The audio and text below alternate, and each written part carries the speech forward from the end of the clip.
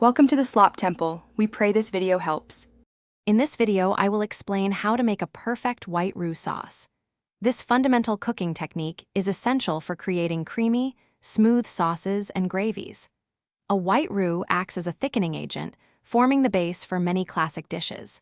We'll cover the simple ingredients, the precise cooking method, and how to incorporate it into your favorite recipes for delicious results every time. To begin, gather your ingredients, typically unsalted butter and all-purpose flour. You'll need them in equal parts by weight, for example, 2 ounces of each. For equipment, a sturdy, heavy-bottomed saucepan and a good whisk are indispensable. Precision in measuring is key here, so use a kitchen scale if possible to ensure the perfect ratio for a smooth, lump-free roux.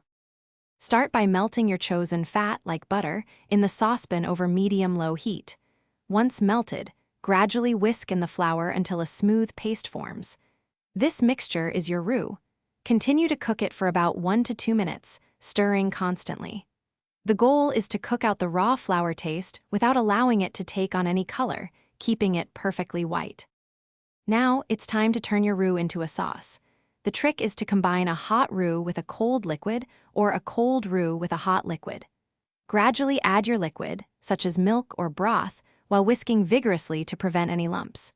Bring the mixture to a gentle simmer and continue to cook for several minutes until it thickens to your desired consistency.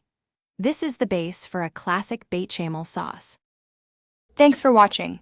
Consider subscribing if we helped you.